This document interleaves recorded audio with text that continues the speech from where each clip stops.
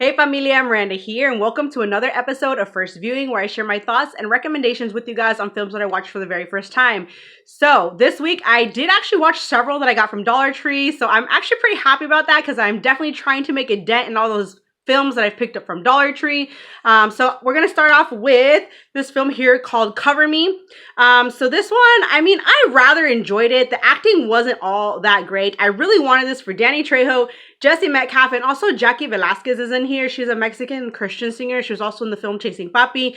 Her role wasn't very good in here. Jesse Metcalfe, he kind of plays the bad guy. He was all right. I mean, I always enjoy everything that I've seen him in. I'm a huge fan of his. And of course, you can't go wrong with some Trejo. And Trejo's character basically kind of played, I don't know if you want to call him like her like conscience or like an angel, whatever the heck. But basically, Jesse Metcalfe's character is trying to steal this girl's company while she's on supposedly vacation or whatever. I mean, it was okay. I think I will actually be keeping this. I mean, I wouldn't mind watching it again, but it wasn't like totally great.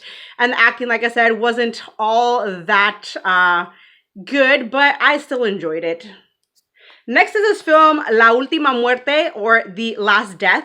So this was one that I had recently hauled, and I had mentioned to you guys in the video that I had actually started watching this on TV, and I got like maybe a quarter of the way through and ended up having to leave and forgot to record on my DVR, so I tracked down a copy, and I was so loving the story to start with, but by the time the film ended, it was just kind of a mess of things. I don't know, it just did not play out how I thought it was going to, and I didn't enjoy this as much as I thought I would have, because there's just so much going on. But basically, he gets sent to the chair, he doesn't die, and then there's just this kind of crazy mix of like advanced technology, and there's sort of like a revenge story tied into this, and just, you know, some twists and whatnot, and this whole like organ cloning type stuff. I don't know.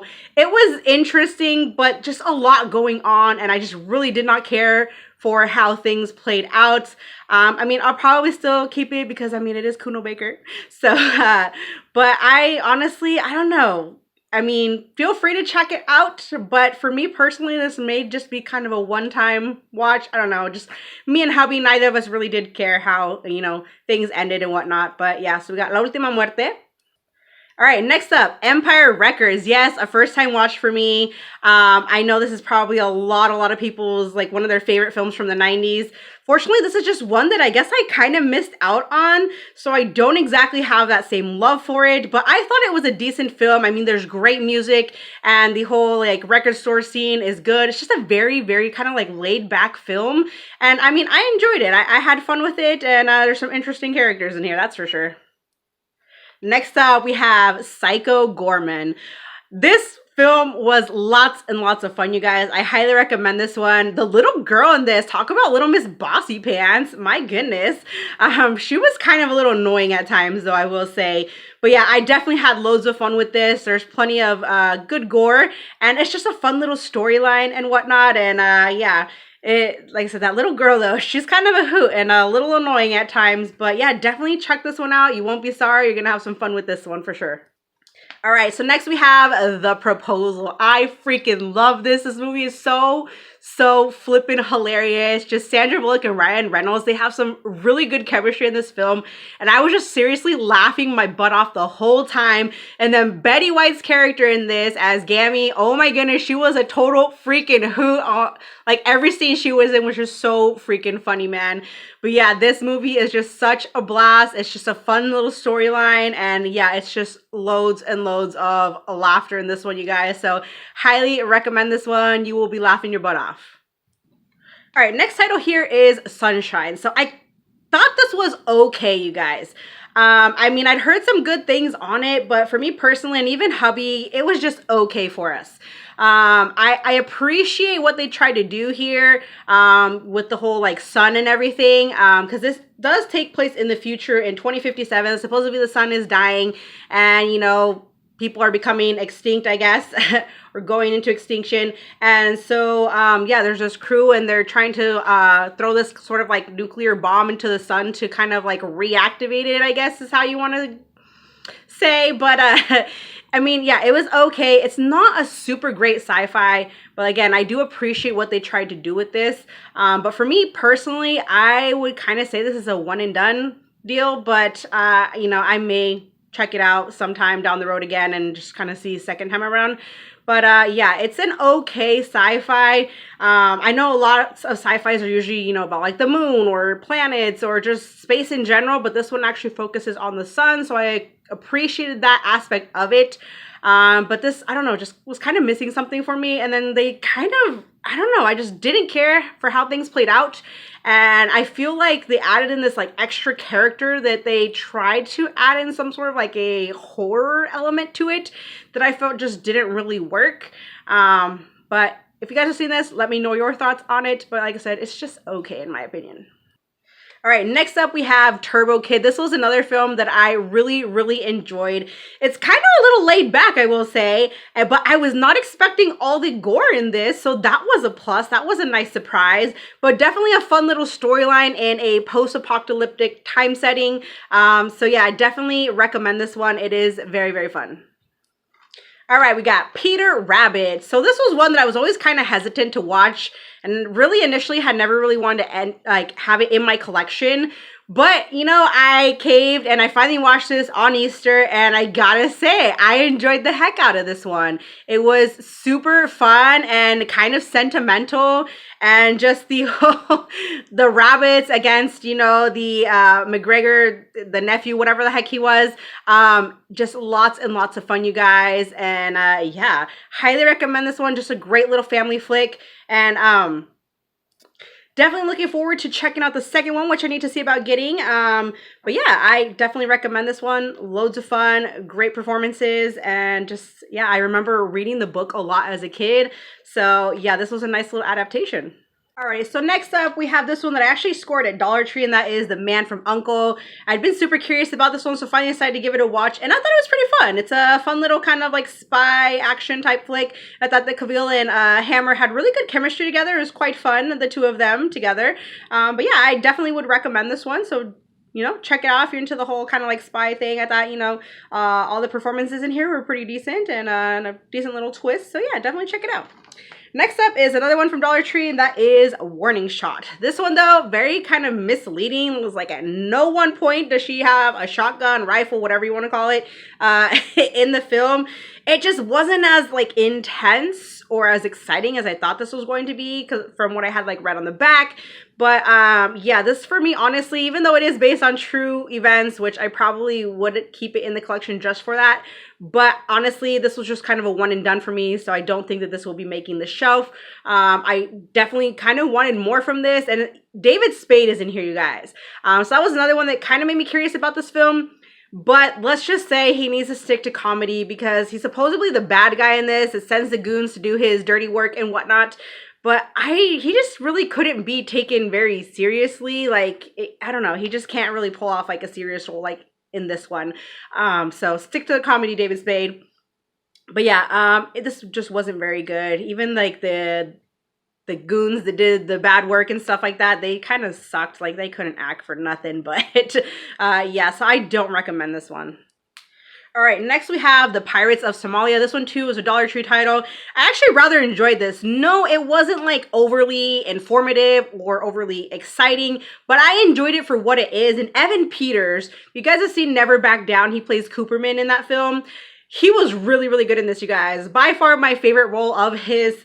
But yeah, this actually made me want to see about watching Captain Phillips here soon, because they do actually talk about that briefly in this film. But yeah, this is basically about this dude. He's like not necessarily a reporter, but he's like super into the whole like, you know, Somalian pirate type thing. And nobody else was willing to go to Somalia to, you know, look into their story and stuff. Like, everybody else was afraid. And so he went, and it was just very interesting. I really enjoyed this one. All right, we got Puss in Boots: The Last Wish. This movie is loads of fun. Just a great sequel, you guys. I love the addition of Jack Horner and even of Goldie and the Three Bears. And Florence Pugh as Goldie, she was really, really good. And I just love the whole concept behind this movie about, you know, Puss being on his last life and everything. And the whole, like, death, you know, following him around and stuff. Very kind of creepy. But yeah, I love this. And then the addition of Perrito, oh my gosh, he was so freaking cute.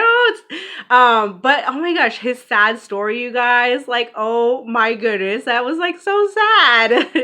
But Perrito was definitely my favorite. But yeah, I really, really enjoyed this one, you guys. And I think you will too. If you love the first Puss in Boots, you will absolutely love this one. It is just loads of fun and it's just a great little storyline. And the last Blu-ray that I have to share is Kikis Delivery Service. So, I mean, I enjoyed this for what it is. It's cute. My girls, they really liked it. They've seen it like a bunch of times ever since we, you know, watched it the first time. And so, yeah, they really enjoyed it. But, you know, basically this little witch, she's leaving home at age 13, which is rather young in my opinion. But I don't know. I just kind of felt like everything came too easily to her. But it's basically a coming of age anime. And yeah, so she's leaving home at 13, and it's like having to go from one day being this kid to the next day just turning into an adult. I loved her relationship with her cat. It was kind of sad in the end, though, that she wouldn't be able to talk to him anymore. But I guess that's part of growing up. But yeah, it's cute for what it is. All right, DVD time. So we have Freddy Got Fingered. This is probably by far one of the stupidest films I have ever seen in my whole entire life. This is seriously just a one and done. Like, it wasn't even like stupid funny. It was just flat out stupid. I did not care for it. It did not have me laughing or anything like that. I'm like, this is just so freaking dumb, man. Like, there's not even really much of a story going on here. And there's just so much randomness in this film. It was just ridiculously stupid, you guys. I do not recommend this one. I mean, I'm sure many grew up with this one. I don't know. Many of you may like it, but I can't, you guys. It was just so bad. Like, not a, like, funny bad, but just stupid bad. The next up, we have this film here called Love the Hard Way. Now, I do like Adrian Brody, you guys, and this film, honestly, though, it was just kind of like your typical girl falls in love with a bad boy kind of thing, and she falls pretty hard, but then, you know, he's a bad guy, you know? He doesn't care about her, you know, and she's like mad in love with him, and then obviously he goes kind of screws things up, and, you know, then the girl, she goes into this like downfall, and that's when he starts to care about her and everything. So I don't know, it was okay, but I mean, nothing special, nothing that we haven't seen before, you know. So I don't know, I mean, give it a watch if you want, but like I said, it's nothing new. The next one, Alien Invasion from Dollar Tree. Yeah, you guys, this one sucked. The acting was not great at all, and just the storyline had so much potential to be something way better. Whether they would have gone the like sci-fi route or the horror route, it could have gone either way. I would have liked to have seen more from this, because there was definitely certainly like a sort of disturbing aspect from this. And like I said, had they have gone sci-fi or horror, I think it would have worked either way. So much potential, just a lost opportunity here, so I don't recommend this one. The next one here, 13 Sins. I enjoyed this. If you guys enjoyed cheap thrills from Dollar Tree, definitely check out this one here, 13 Sins. It's pretty much kind of the same thing. Basically, this guy, we're not talking Ron Perlman's character either. I don't know why they have him on the cover.